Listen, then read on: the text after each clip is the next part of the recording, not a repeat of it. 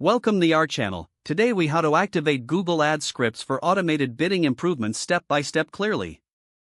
Open your Google Ads account. Navigate to the Tools and Settings menu. Select Bulk Actions. Click on Scripts. Press the blue plus sign to create a new script. In the script editor, give your script a descriptive name.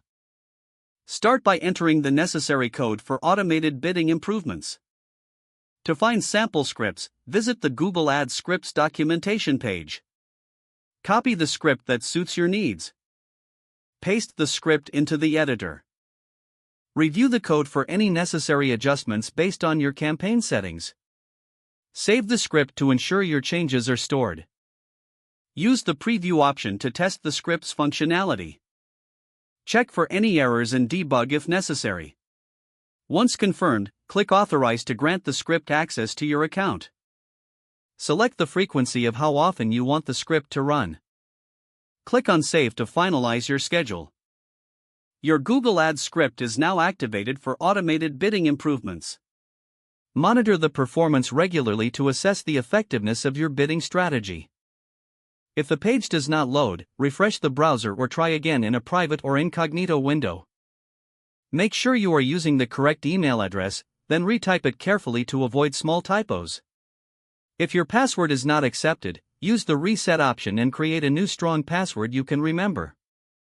Check your spam folder for verification or security emails, then complete any requested confirmation steps. Enable two-factor authentication if available to improve account security and reduce unauthorized access risk. After signing in, review your profile details so your contact information and settings are accurate and current. If you see an error message, note it down and try again after restarting your device and internet connection.